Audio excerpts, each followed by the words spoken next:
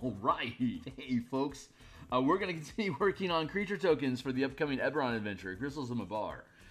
Give me a second here to check my signal, make sure I'm live. I'll go through my quick intro here, and then we'll get to work for an hour or so. For those that are already indoctrinated, you can go ahead and skip forward like a minute. This should be, oh, I've got a moniker here that says we'll be live in a minute, so let's, I guess we'll be live in a minute. Maybe this is like a blessing in disguise. I can just like press a bunch of buttons while I wait for the thing to still become active, and maybe people that are watching after. That's a really good point. I don't know how to set up like a delay on my stream so that it fires up after the fact, but hey, it looks like we're live now. Okay, cool. So, Mike, it looks like we're live now. Okay, cool. So, I wish I knew why that delayed happened, because I kind of want that delay. I get to get through most of my setup while that's happening. That's really cool. So, okay, so hey, my name is Phil Kearney. I create role-playing games. I illustrate them and I publish them online. And I've been focusing my attention here on Dungeons and Dragons lately. 5th edition. So I've been running D&D since 1987.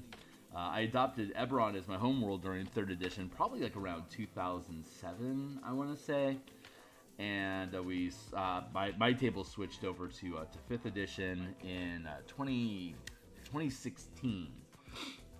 I started creating content in 2017 on the DMsGuild. There's a bunch of links in the description down below that you can check out. This adventure will also be on DMsGuild once it's completed.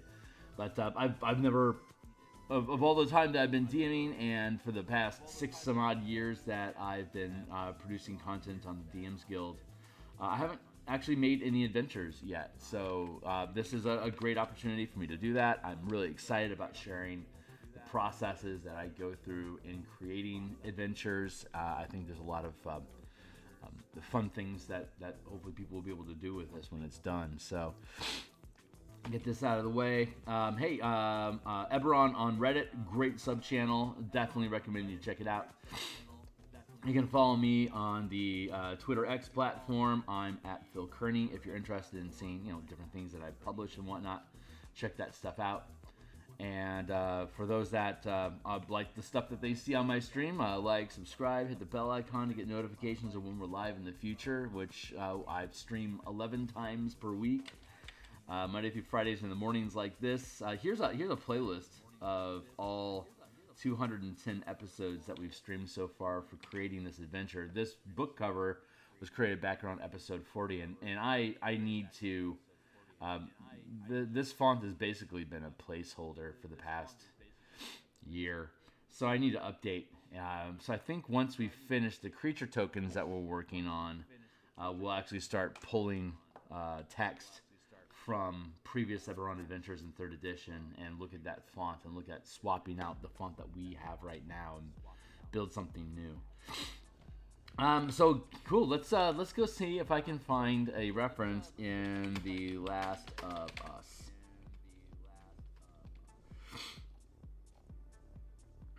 There should be a shroomy sort of creature floating around in here, right? There's a ippy dude.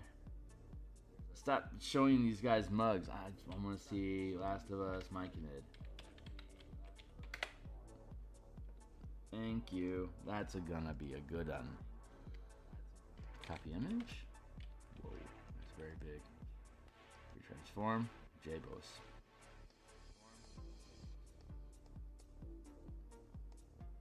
When you're colorblind, Photoshop is your best friend, because I don't need to see color, because the RGB slider in the upper right hand corner here does for me. So I can just find a cool color. I can just find a cool image.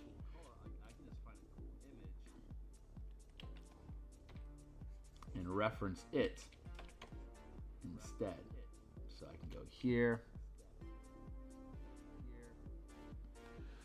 Get into relevant territory. Thank you.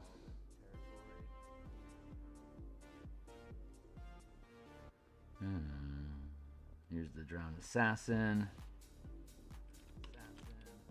Or give give me a second here to get my stuff set up, and then we're gonna blast through this thing today. It shouldn't be very difficult. B-dub. Duplicate. Merge. Merge. Don't do it. No, no. Merge. Color. Oh, no. Nah. It was gravity the whole time. Merge. It is gravity. Don't do it. Oh, no. Merge. Oh, shut up. Sorry. I'm running on very, very little sleep today. And I have a ton of crap on my plate. That is just absolutely overwhelming my mind. There. We're going to start off with this fairly light set base color that'll work for this colony of shroom that's on this. Drowned assassins are undead that are sentient, self-aware, and will try to drown anyone that comes near the water that they stay inside of. And there's a lot of water in this adventure, which means there's a lot of drowned assassin threats. Normally they aren't depicted this way in D&D, but the manifest zone, the Mavar manifest zone. So I was talking about this yesterday. So check out episode 239 or 209, yesterday's stream. You'll get a quick summary of what it is that we're doing here, but just a recap for those that are indoctrinated, not yet indoctrinated. The necromancers in Karnath have an artifact that they can use a ritual with to create a manifest zone to Mabar, the plane of undeath and things that go bump in the night, and sustain it there. The reason why they want to sustain it is that the longer that the manifest zone remains active, the more it sort of like terraforms the environment around it and changes it. And it changes the creatures and the plant life that's inside of it. Things that die rise on their own and attain sentience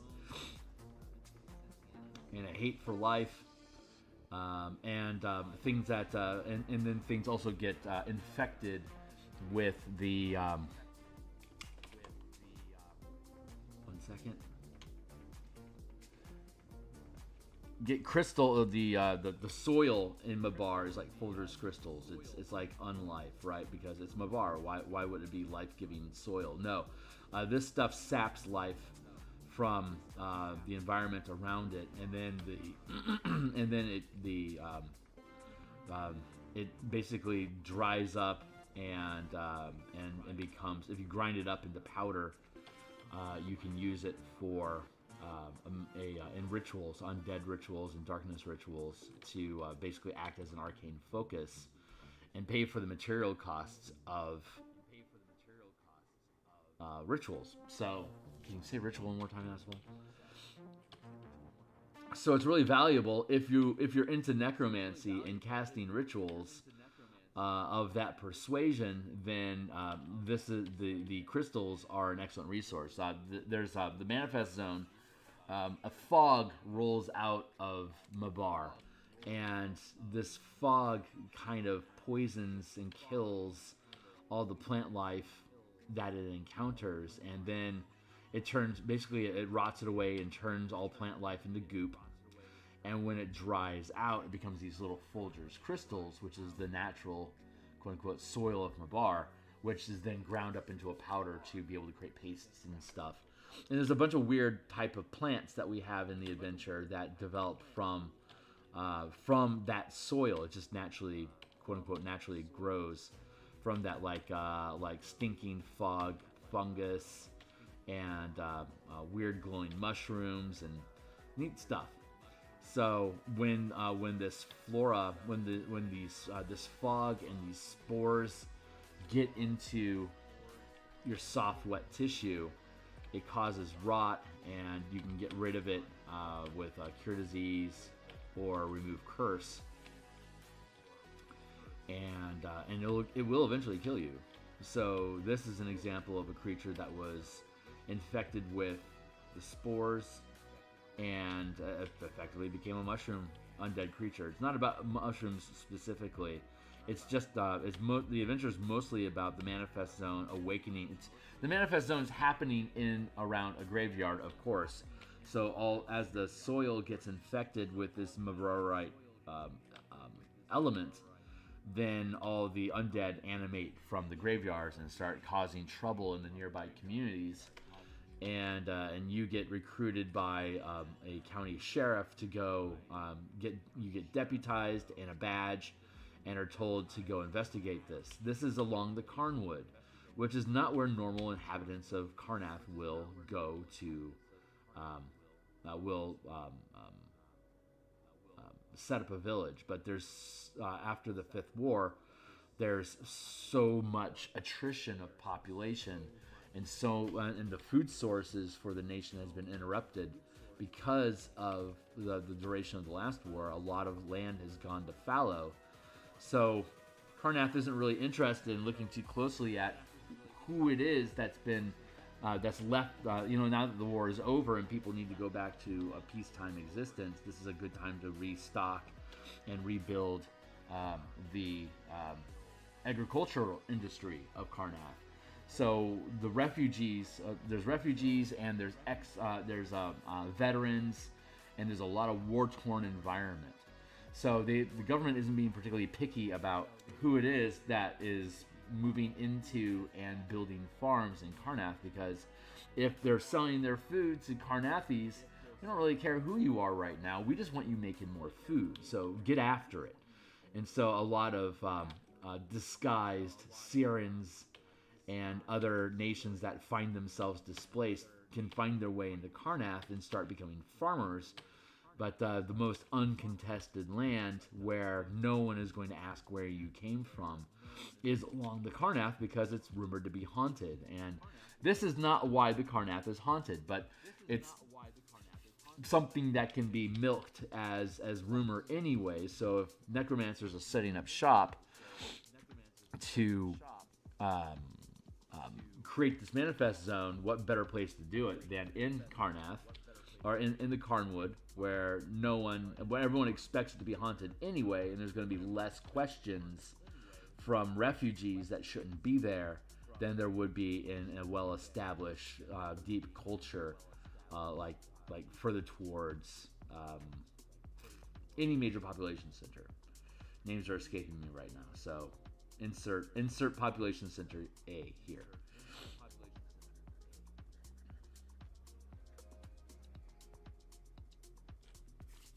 Oh, my face is all just itchy and scratchy this morning.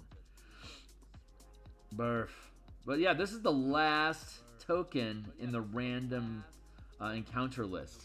We built tokens for all the creatures, all the NPCs, all the things that you can mess around with in the game.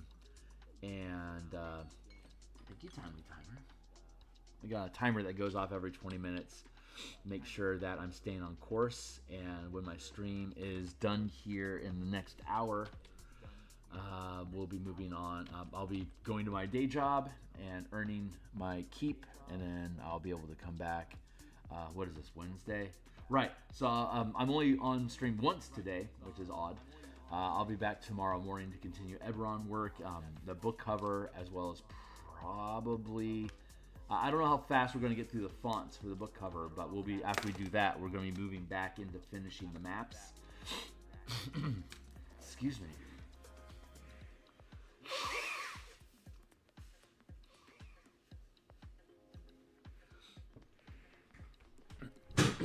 May have actually caught a cold. Not necessarily sure.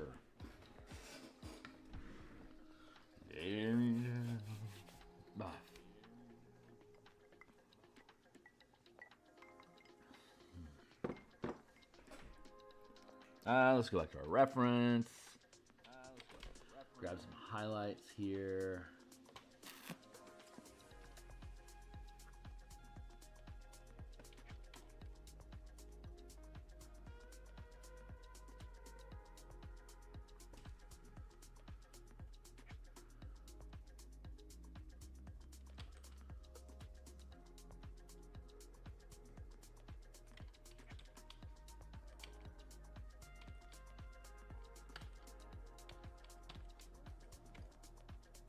I like this one in particular. Now we're going to let's duplicate this layer and then color. Merge down. See, once I merge it down, I can cut through the entire thing in one layer. This is where we now blend the line art into the color and then clean up the periphery and then call it done. So, God, I may have been able to get this done yesterday. I felt like I would have been rushing if I got it done yesterday.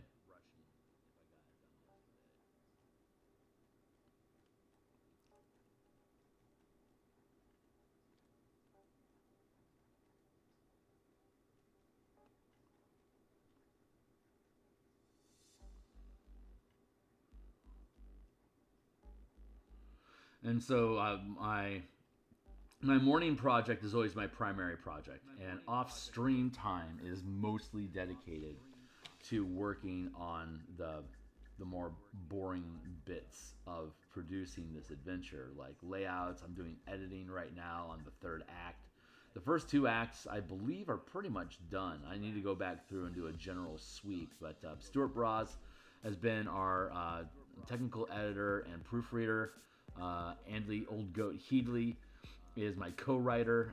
We put this together over the course of many, basically a year worth of design jams and meetings that we held on stream, or not on stream, but we would have a 1 to 2 hour conversation every Monday night on Discord, give ourselves homework for pushing the production of the adventure, all the text in it forward, and then we would reconvene the following Monday to update our work, talk about what we ran into, and then assign ourselves tasks to move forward again. And then once the adventure, we were happy with it, I handed it off to Stuart, who then chewed on it. And while he's been chewing on that, I've been building out the Spelljammer Combat and Exploration book that just published last week. And now that that's done, this becomes my morning primary project again. Stuart's pretty much finished his work with the adventure. I'm going through the proofing process right now, doing some quality of life updates, taking some of the lessons that I've learned from the Light of Xerax's adventure rebuild to try to import those principles of efficiency and minimizing text so it's not a sprawling novel of information, to try to trim down what's actually needed. I think my ability to express these things, like the components and necessities in adventure, I think I've helped clarify those during the process of creating the Spelljammer supplement, because there's a 25-page conversion guide to Light of Xeraxis at the tail end of that in Appendix 2. And I think I've leveled up in my ability to express adventure stuff in text as a result of that. So I'm now going through and basically reassessing any of the logic and statements. Like previously, there was a light source in one of the underground dungeons, but I didn't really ever define where that light source came from or consider what actual cheap means were available and what sort of light, like a light cantrip can permanize a light on a piton, right? A piton, and like little spikes for climbing. So we hadn't defined it previously. So our mercenaries to set up the operation, and I realized, the cheapest way to get lights up and running in a dungeon environment is to permanize the light cantrip onto a piton and drive it into a wall, so it shines out 20 feet with an extra 40 feet of dim. And so all you have to do essentially is to set up a piton every 20 feet and you'll have full light everywhere. You can even drive one into the ground if you need to. So that makes light real easy, and you can put it wherever you need it, and it's also something that can get covered over pretty easily, like with a hat or a helmet or just a cloak. It makes it real easy to be able to turn that light on and off. So it's a great dungeon tool, and I never really thought about it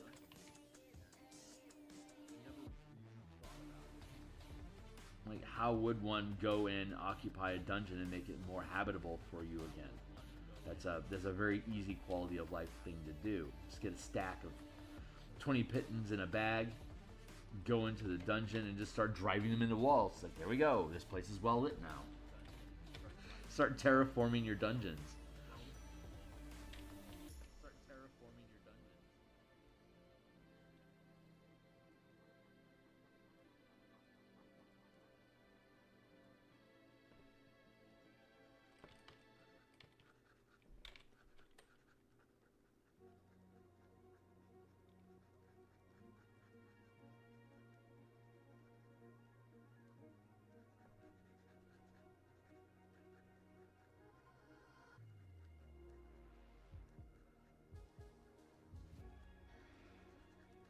Go blend this all in. Yeah, it's only a 300 by 300 pixel space. This is built for virtual tabletop token use. And if you print it out at 1 inch, it's gonna, I mean, like, this is probably as close as you're gonna get to it, which is plenty of resolution. I know that when you zoom in, it starts to pixelate pretty quickly. But again, this is closer than anyone will practically get. Like, I use Roll20. And I never zoom in this close to tokens. Like, this is about as close as I get on a token in Roll20.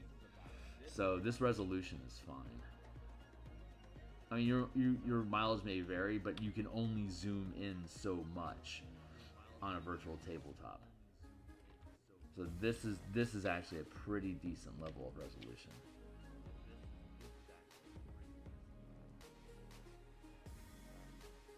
I could make any of these, you know, like a 6 by 6 inch painting, like filling a page. But like, why? It's just a token. There's no point.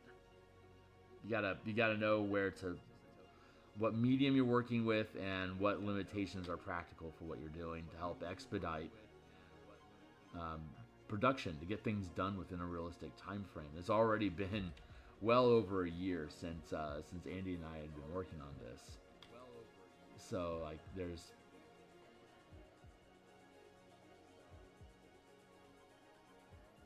working through like knowing where to minimize the details is good for the progress of the project.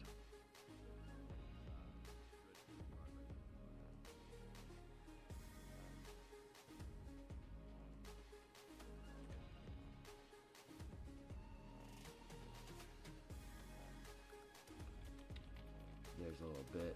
There's a bit. I'm hunting bits right now. Doing a little bit of cleanup here. I think this is my favorite token.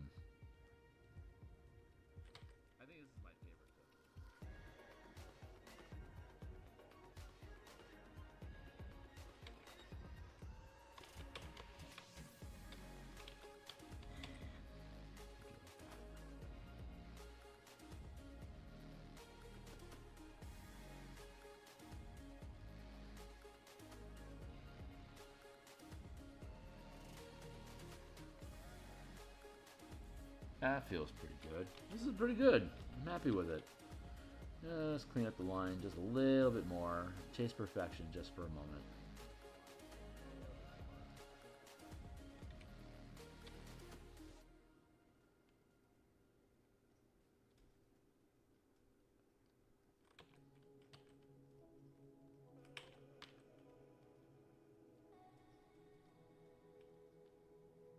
I'm really excited. Friend of the channel, Drunken Yoda, Daryl.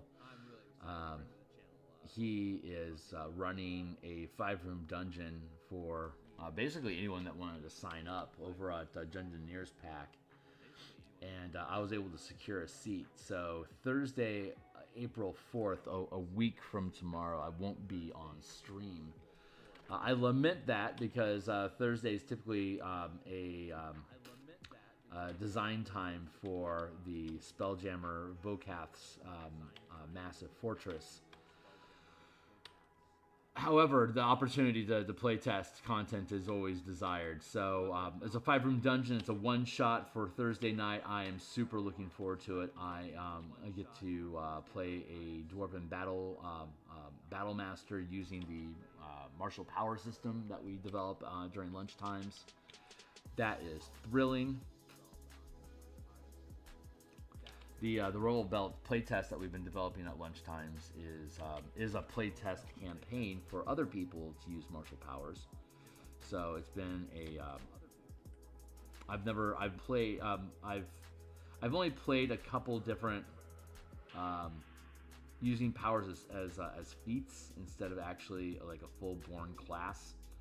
So my first opportunity to do that is literally this playtest that Daryl's running. I've DM'd the martial power system for level 16 to 20 from like plenty happy. We're testing at 5th level, and there's such a great use of resources at that level for characters that I don't like. Up to 5th level is a bit of a you have to be a little tight with your resources until you hit 5th level. Then you have a very, very wide breadth of having free maneuvers and free strikes and some serious quality of life improvements for characters in general that want to use the power system and feel like they're doing something interesting both in and out of combat. It's a really good resource system. So you're welcome to check that stuff out with me. The next time I'll be streaming Martial Powers will be on Friday. We're currently selecting different creatures to appear in the campaign.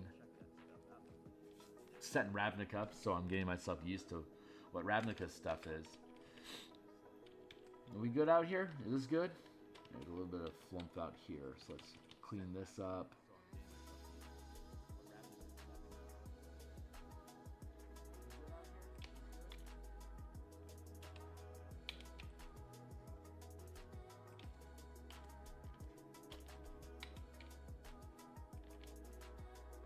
Clean up aisle me.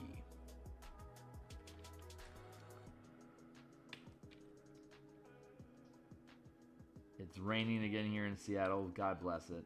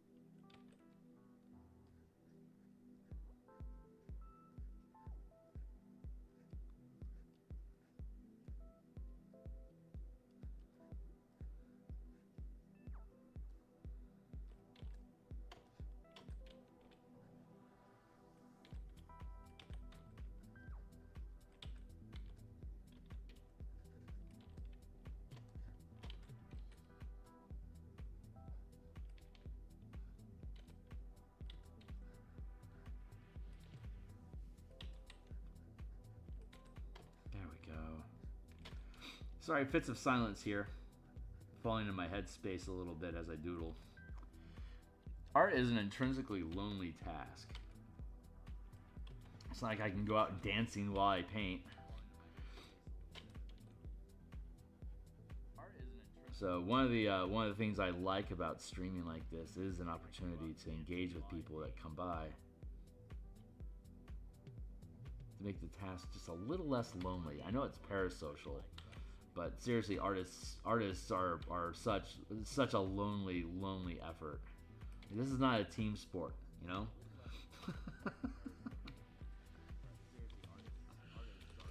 But it also means that I am there's fits of silence as my brain does what it needs to do. But it also means that I am. There we go.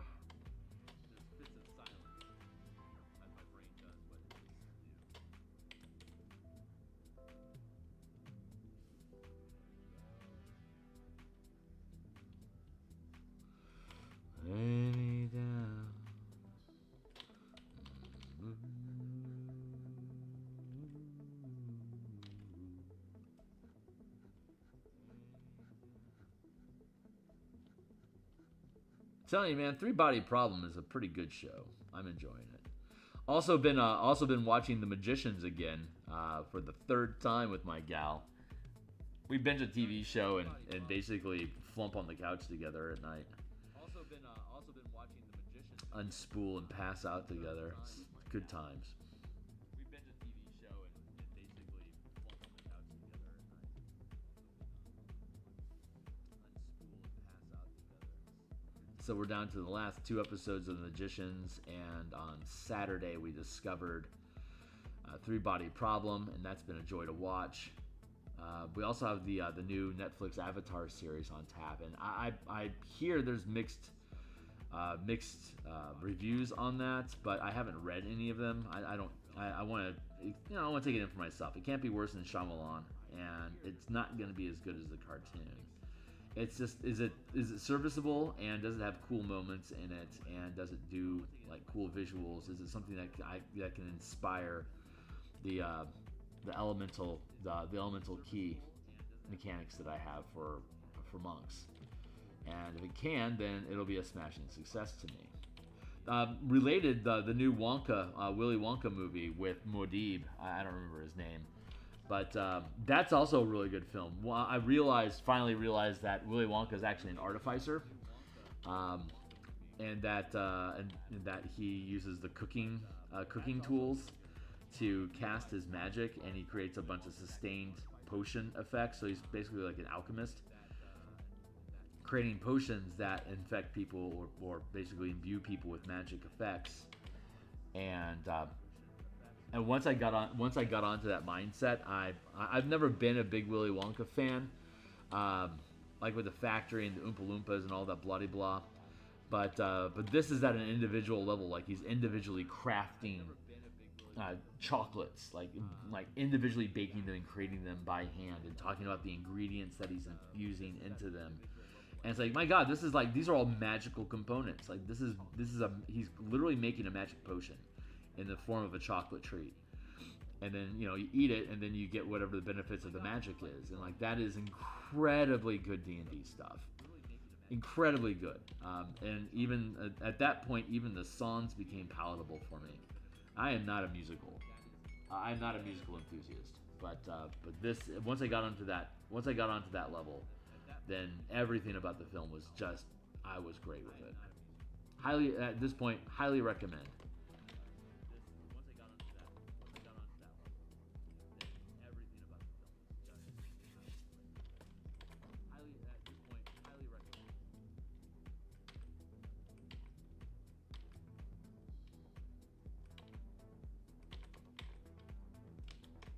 There we go. And yeah, let's call this dude done. Done, my Gunid, my Gunid, sorry, Drawn Assassin. Right. Remember your genre, Phil. Well, sorry. It sounds like I can hear myself. And I sound like a dork. So let me fix my volume since we're here. See if I can drop that down a bit more. I don't want to mute myself out. I also don't want to necessarily hear myself. Good. And so now we're trying to... D is for drowned. So let's drop it in between the Bone Knight and the Fresh Dead.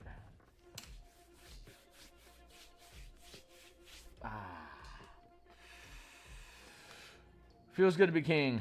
Alright, so that's taken care of. I'm going to leave this one as my highlight. This turned out great. Absolutely love this guy. I'm going to create a snapshot of that.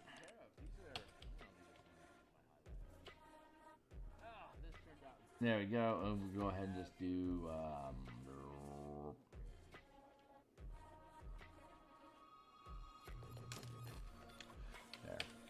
That'll be there for us when we jump off stream. I can go post this.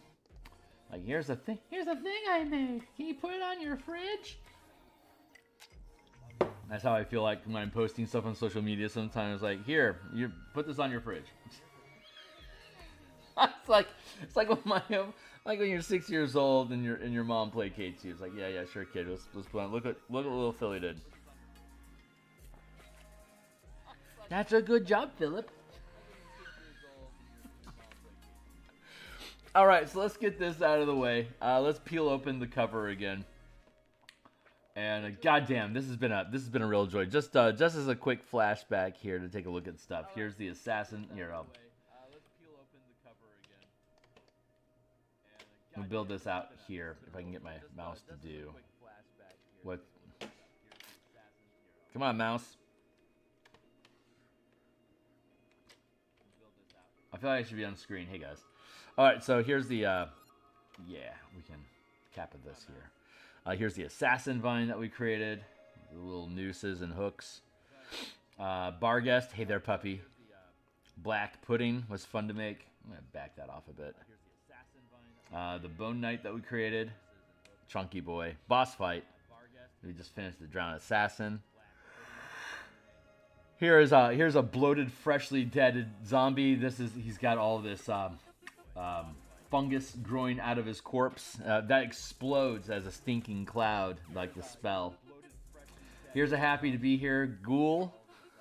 He's got the heebie-jeebies. This is a living grave. Until your team locates and destroys this ooze, it basically spits out undead that can come at you from the mists, not knowing its origin.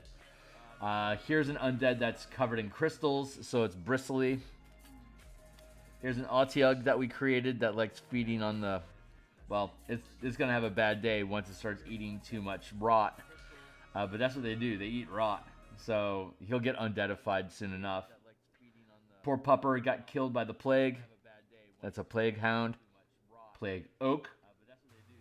This is an angry tree that's been infused with undead energy instead of rotting. It was just too surly to die. This be a revenant. Revenants have a thirst for life and death. Sorry, wants to kill the living. Roper. That's just a silly creature. Shadow Mastiff. I love Shadow Mastiff. This actually feels a lot like the little fuzz balls, like the aggressive Tribbles from Star Trek. What is it? Ghoulies? No. Yeah, Ghoulies. The 80s the 80s movie with a little basically a carnivorous Tribbles. That grew bigger and bigger as they ate things. That's what that guy reminds me of. Here's a fun shambling mound that has that stinking cloud moss and some mushrooms going off his head. Sturge, we did that yesterday.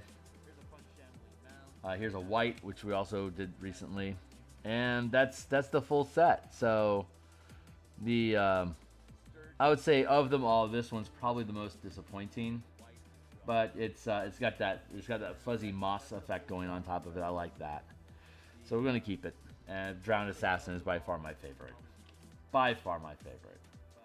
So cool. Let's that's saved. We'll drop that off screen. Let's go back here. Nope, that's not what we want. We actually want the actual cover. Let's go to the actual PSD file. Oh yeah, here's some of the map assets that are in the Crystals of Mabar, or the Spelljammer Combat and Exploration supplement that we published. All the different assets that you can use on the maps.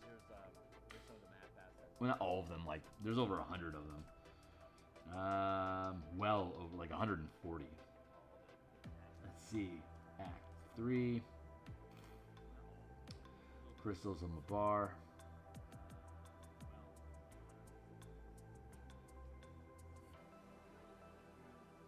Art. Cover.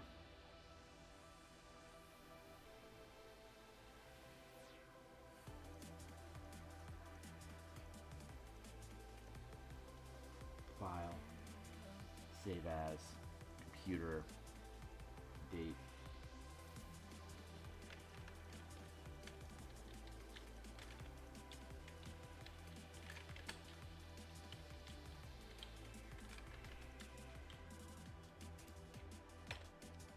Cool. How are we doing on time? 7:17? We're doing really, really good.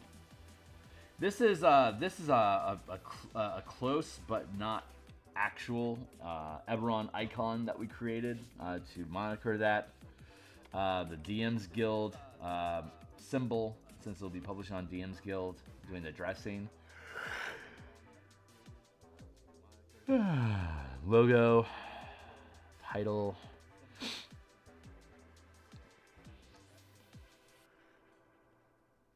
So the goal here currently is let's go fetch. Let's see. So the goal here currently is let's go. Why is my thank you? Eberron 3rd edition adventures. Why is my thank there we go.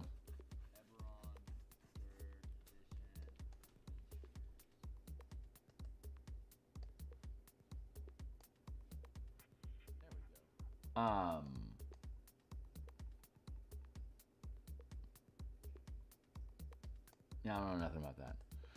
Let's go with open image and a new tab. There we go.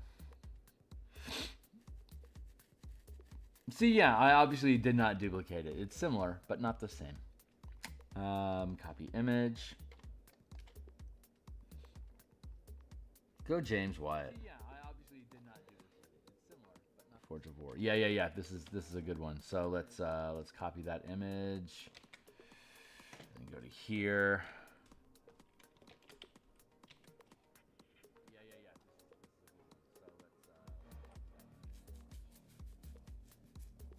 Here. So how do I want to? I'm going to do some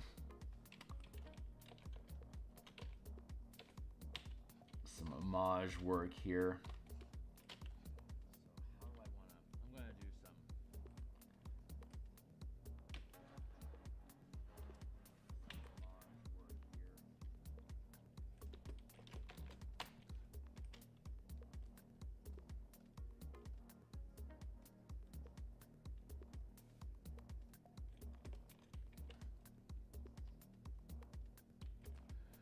Right.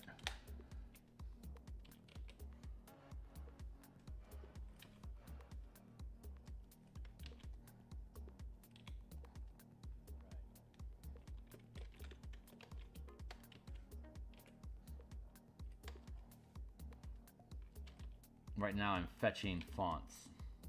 I won't be duplicating them perfectly, and I don't want to. I don't want to steal this font. I just want to use it as inspiration.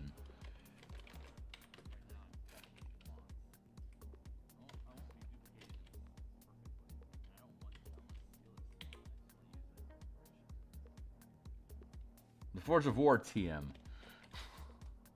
Love that.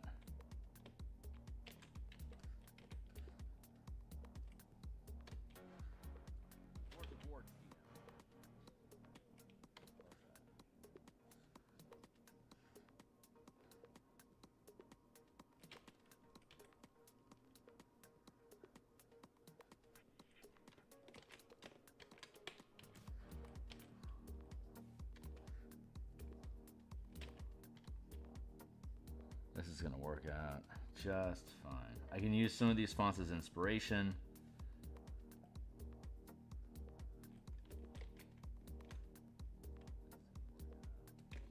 I don't want to copy the font specifically, but I do want to take cues from it.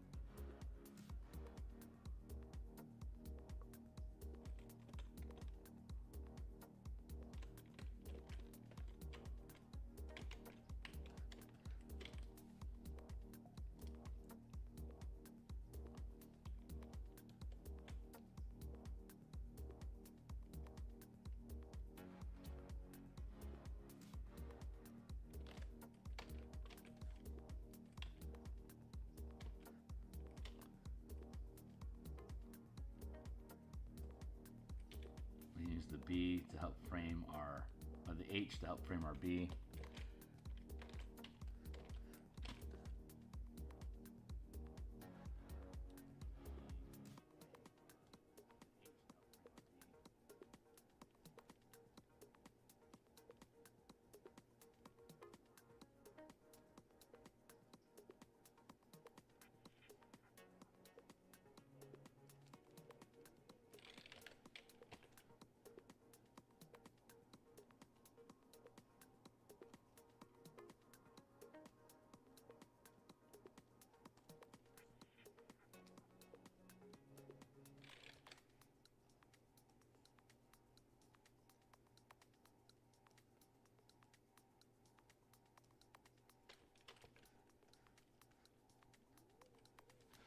Okay, so that's roughly what we're looking at.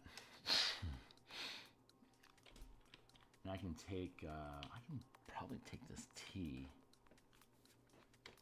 Looking for a YLS. Yeah, I'm looking for a YLS, preferably an M and an H. Let's see if I can find some.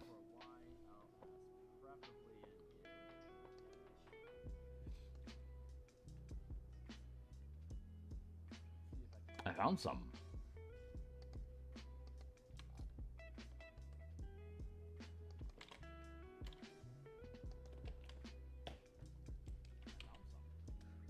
I found our B.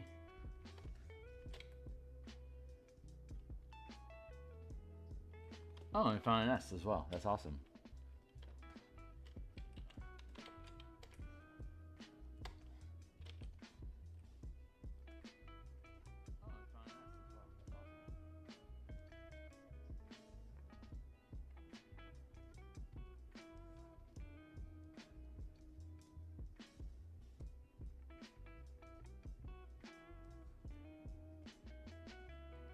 Letter B.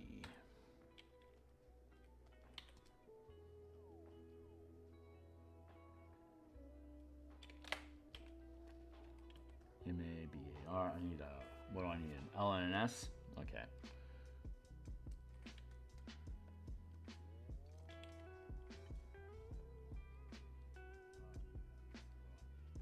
I'd like to find an M and a Y. I don't know if I'm going to find a Y with this font.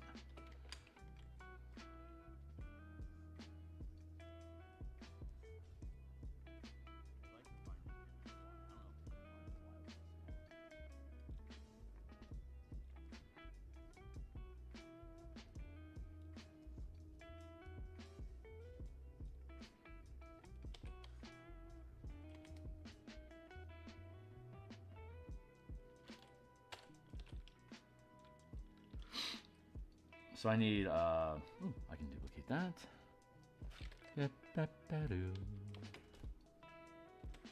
So I need a Y and an L and an M. Y, L, M. Ilm. Y, L, M. Y, L, M. Here we go.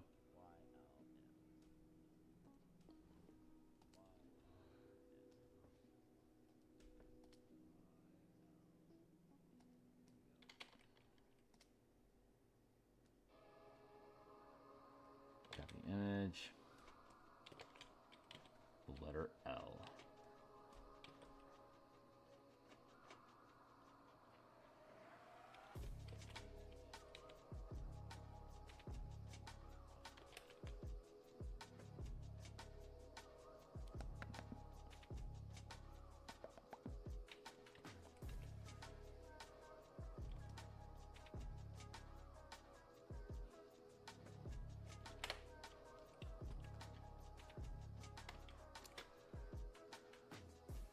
I just want to take the gist of how these things work. I'm not trying to copy them exactly, obviously.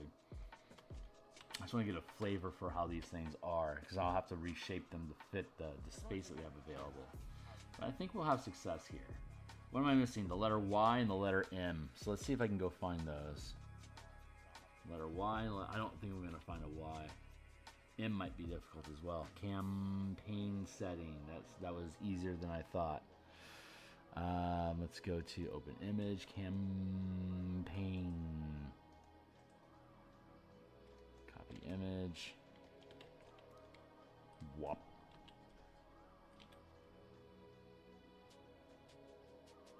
And I can use that structure there for my Y, most likely.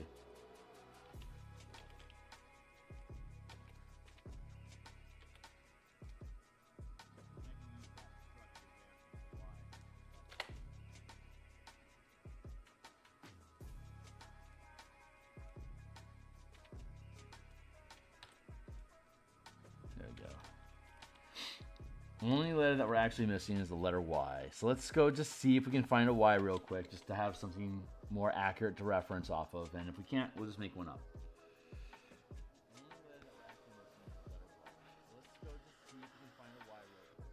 Bam.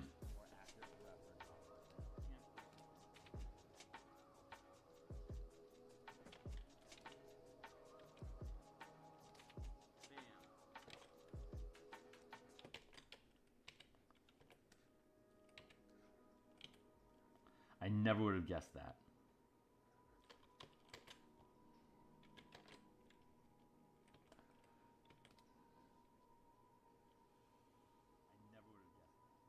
Oh yeah, I missed one.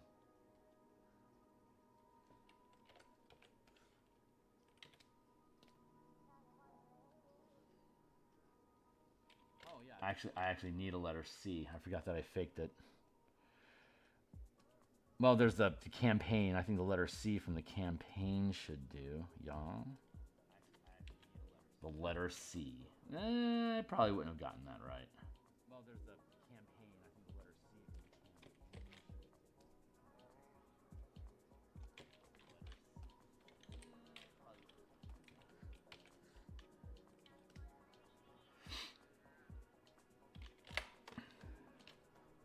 Crystals of my bar. Hey, it fits. Okay, cool. So now we're going to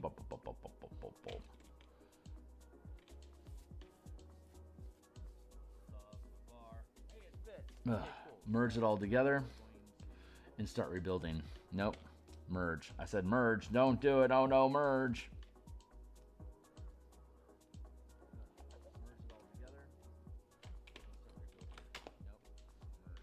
Title. Don't do it. Oh no, merge.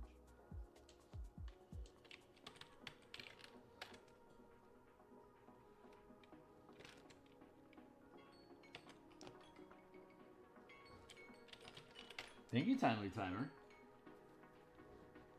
7:30. I still have 20 minutes, so let's keep at it.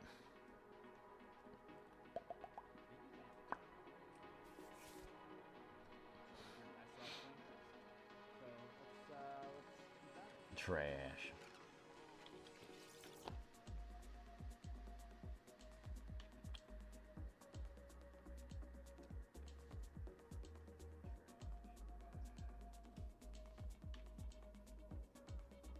I'm going to drop that way back. Reference is good. All right, so now we're going to go through the process of just reframing this stuff.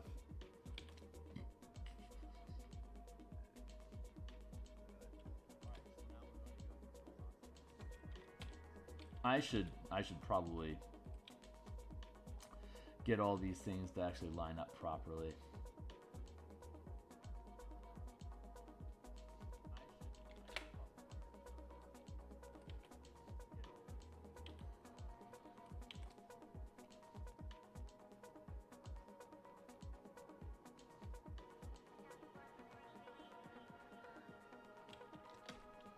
I'm going to need a lot more vertical lift than what these are offering.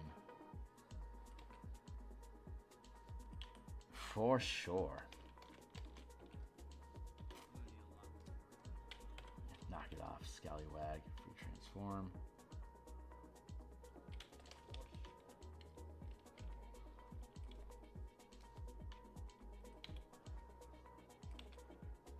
I'm sure there's a font out there specifically that uses this.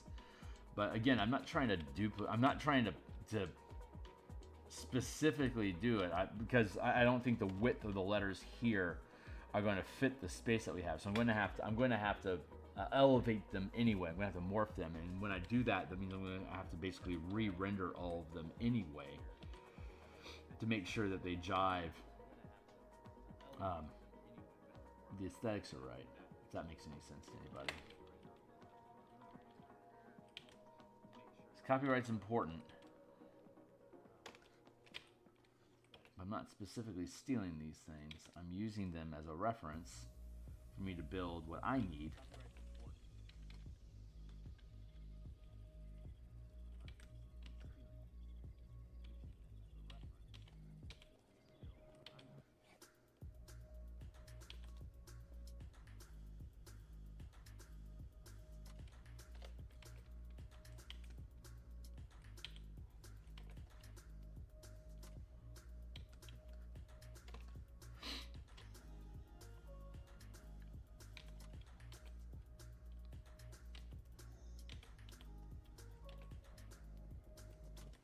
Yeah, because we're gonna have to resize. We're gonna have to change all of these.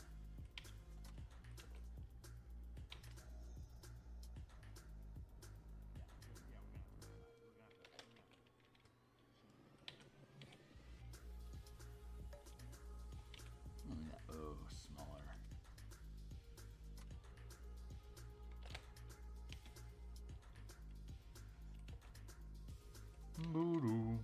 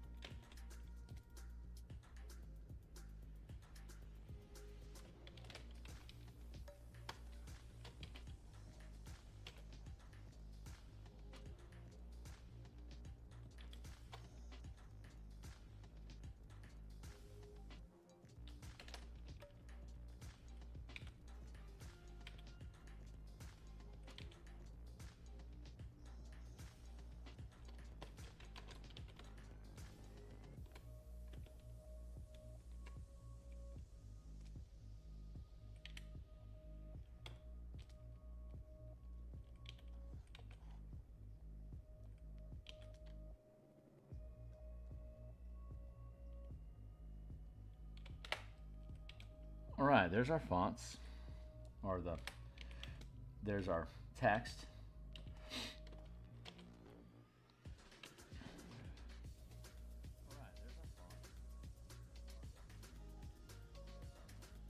Crystals is taking up more space than my bar, so I want to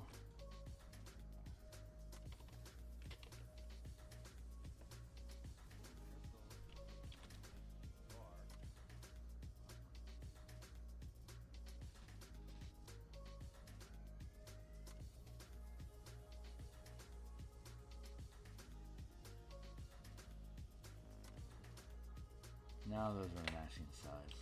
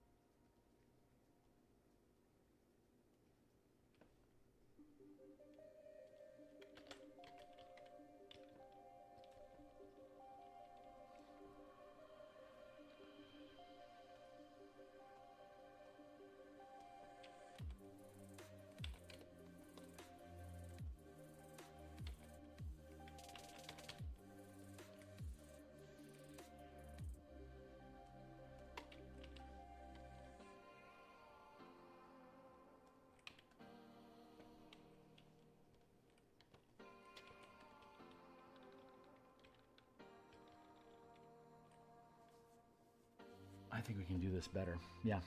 So I can duplicate this. Let's conceal that.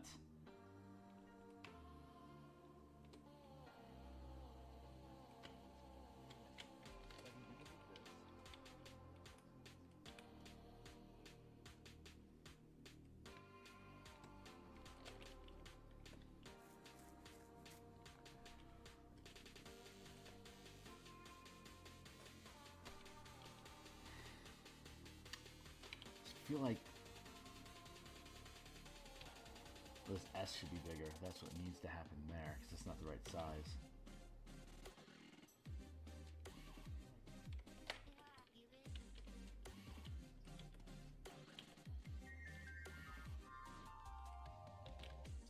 Maybe that's a little bit too big.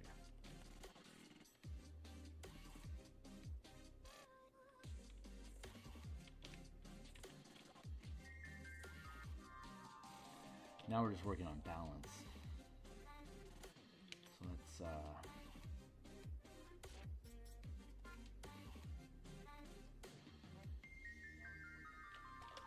let's drop that down a tick.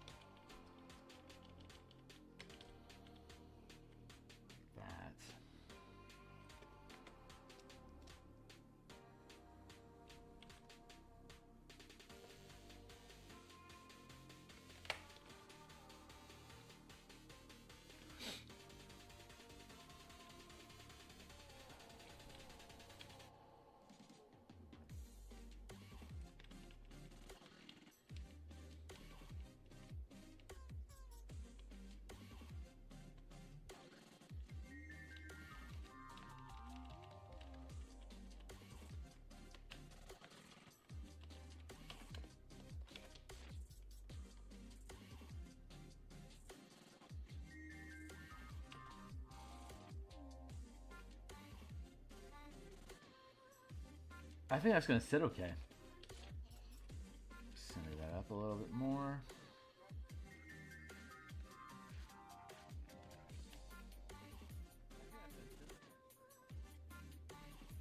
Kind of like that the O is centered over that.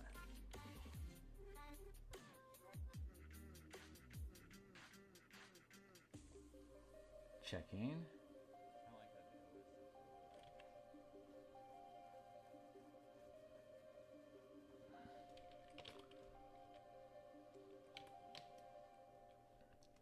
Duplicate.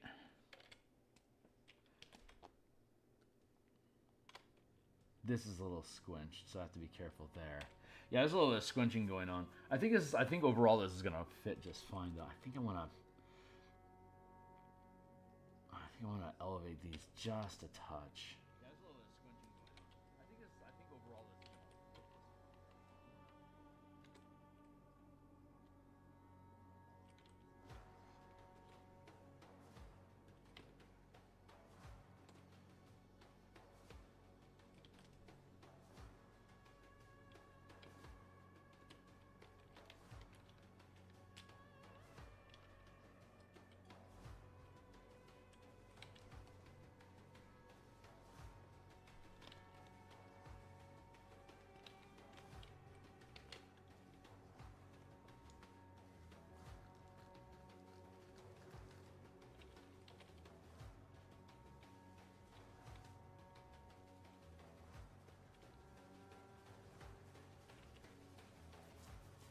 Yeah, I think that's going to be okay. So we can take that, we can drop this down. Yeah, I think that's going to be okay. So the real trick is going to be making sure we have everything lined up to the proper size. So let's begin that process. What up, herd?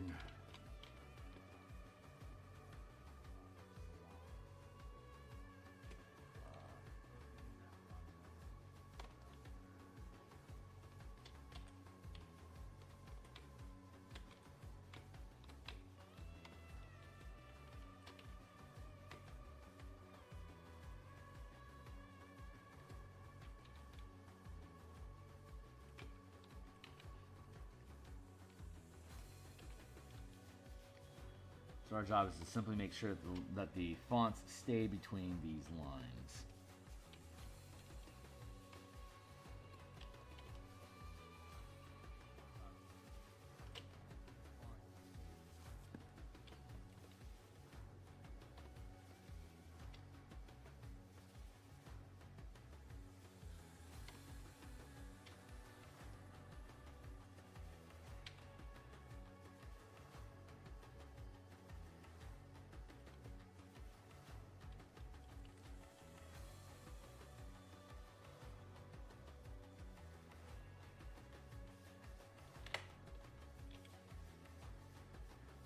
Y is good.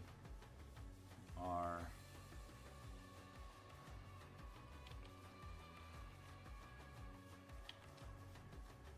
Let's fix.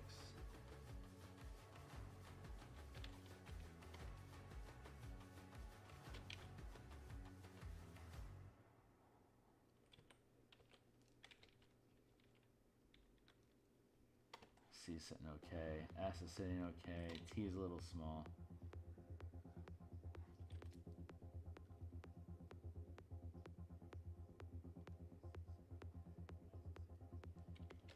Crystals of my bar. The crystals of my bar. Boop boop. The crystals of my bar. Bick-a-dip-a-doo.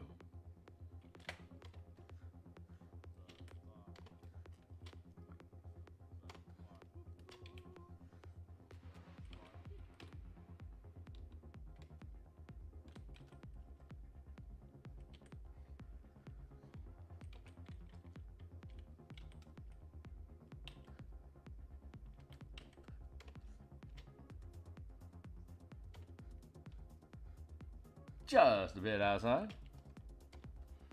In is looking a bit bulky. I'll bring you down a couple of notches. I said we'll bring you down a couple of notches. Just a bit outside.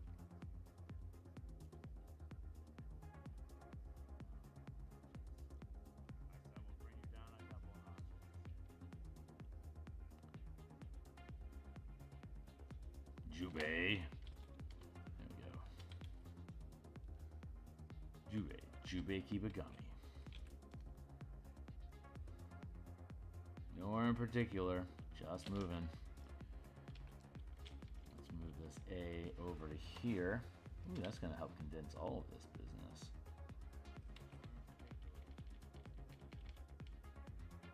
But is that good? Unclear. Let's move that there. Like that.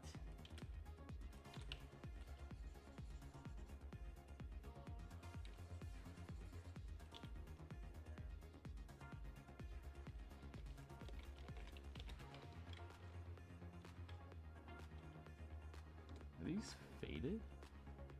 They are. How about that? I didn't know those are faded. Whatever. A, again.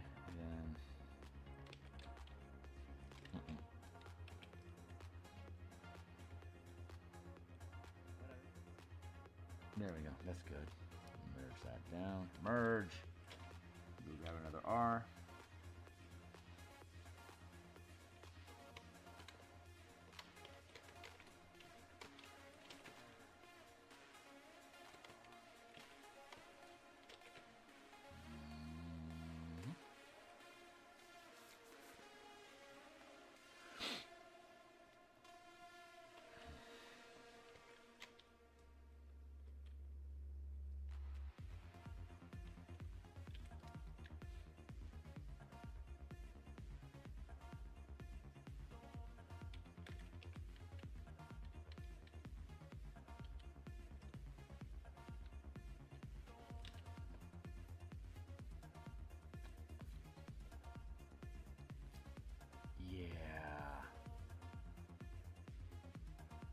See, this feels a little small.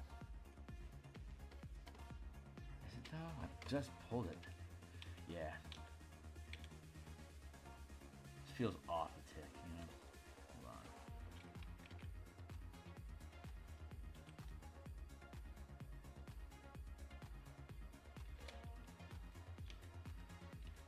on. Gooch. There we go.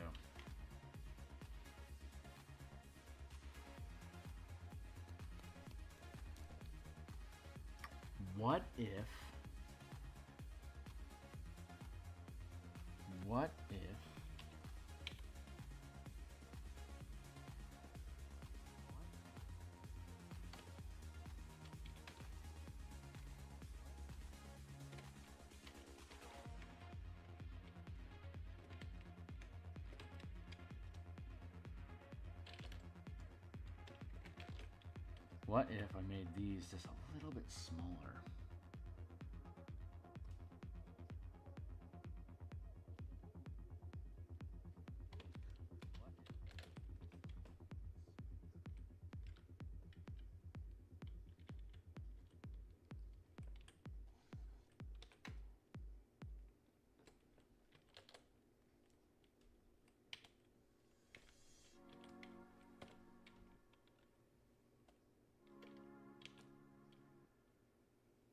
Oh, just showing her ass.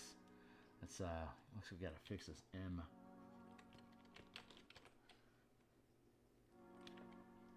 Hi, Chels. How you doing? I don't think I've seen you around here before. Welcome to the mix. There. Hi, Chels. How you doing? I don't think I've seen you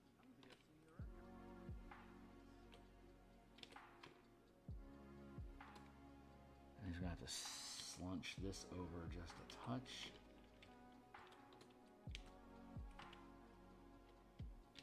This is the book cover for the adventure that we're writing.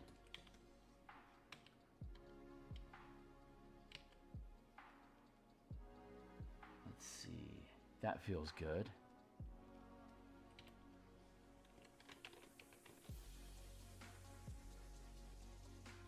Those line up.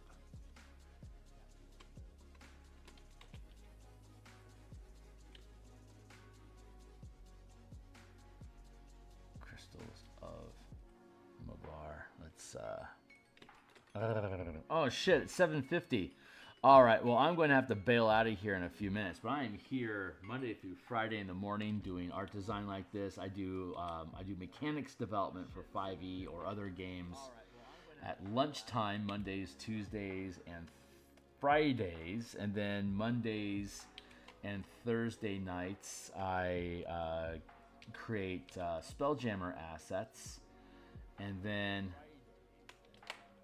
on Saturday I do whatever I please. And so Saturday morning I'll probably be making asteroids to include in the Spelljammer Combat and Exploration document that we just recently created and published on DMsGuild. That feels like it's just a touch off there. Okay, so oh great, so that actually fits pretty nicely. So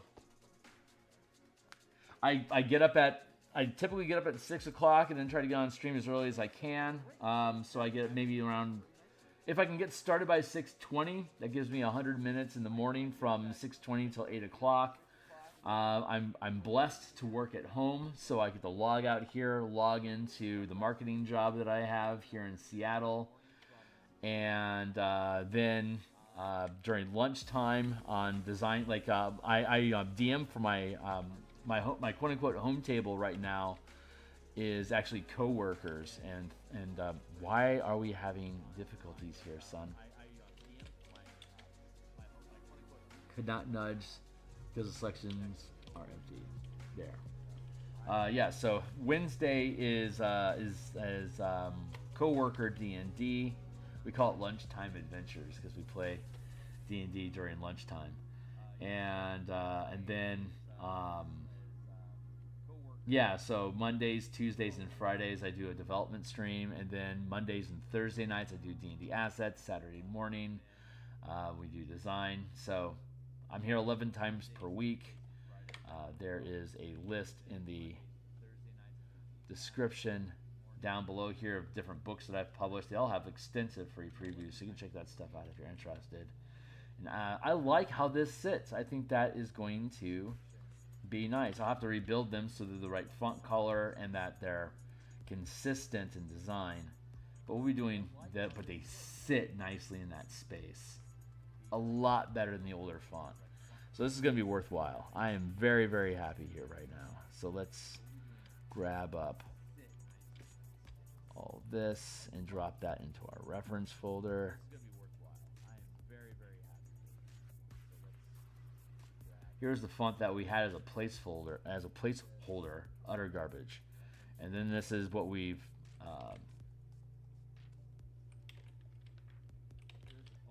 built off of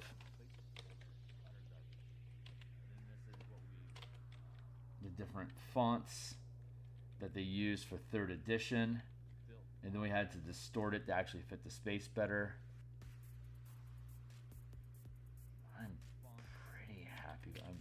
I'm nitpicking right now because the fonts are the right size. So what'll happen is when we come back in next time, we'll basically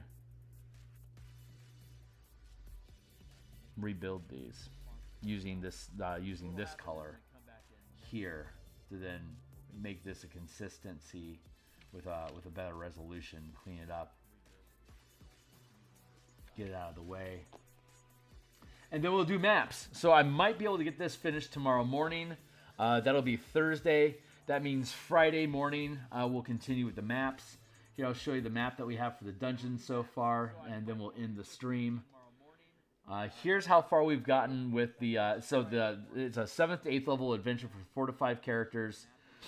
It's in Karnath. It's in a necromancer lab it's in an old research lab of Karnathi that necromancers found, and this is currently where we're built. All this muckety area is infected with the plane of Mabar terraforming and rotting away at the stone in the dungeon.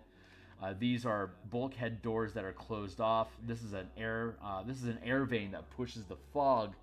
The fog in Mabar that blows out of the Nexus is what rots everything around it. The fog just gets into and just melts away, just rots necrotically everything that it gets into.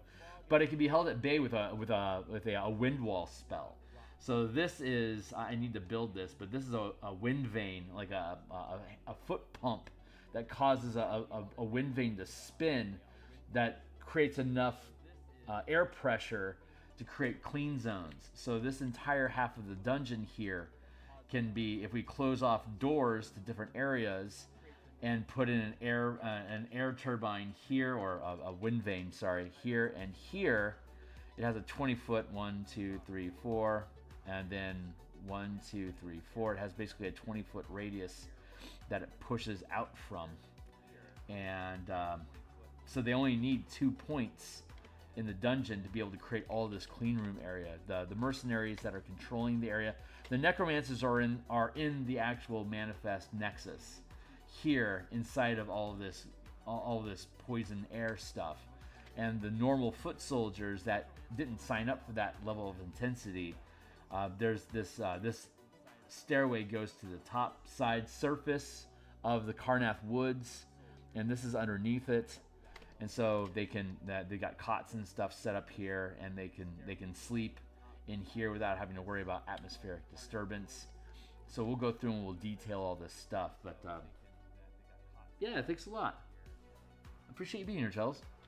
But yeah, so we're gonna finish the fonts tomorrow, and then we'll be continuing and finishing this map on Friday, and then probably spilling into Monday, Tuesday, Wednesday. Once we finish this, we have a couple of vignette maps we need to build, like little 20 by 20 square, like forests and swamp type environments for us to drop monsters into. Like there's a dilapidated gazebo, there's a massive death tree, there's a sinkhole, random forest, random swamp.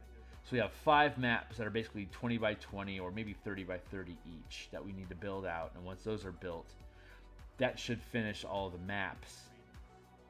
There's a pathway we need to make. There's a 10 by 600, a 30-foot wide, 600-foot long stone walkway we need to build on the surface going from one dungeon to another that gets basically rotted out.